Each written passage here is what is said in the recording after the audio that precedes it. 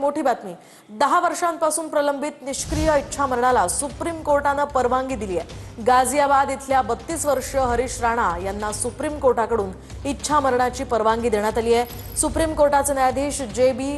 पारडीवाला आणि के.व्ही. विश्वनाथन यांच्या खंडपीठाने हा निकाल दिलाय।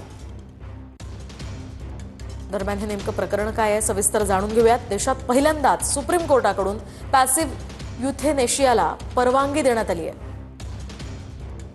32 वर्षीय हरीश राणा हे 12 वर्षांपासून कोमात होते आणि त्यांच्या प्रकृतीत कोणतीही सुधारणा होत नव्हती।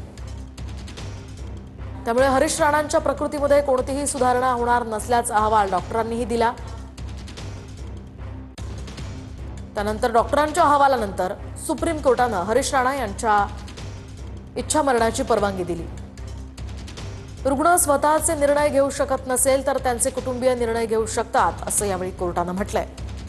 सुप्रीम कोर्टाचे न्यायाधीश पारडीवाला आणि के.व्ही. विश्वनाथन यांच्या खंडपीठाने हा ऐतिहासिक असा निकाल दिलाय। मृत्यूच्या अधिकाराला मान्यता देणाऱ्या 2018च्या कॉमन कॉज निकालाची ही पहिलीच अंमलबजावणी होती।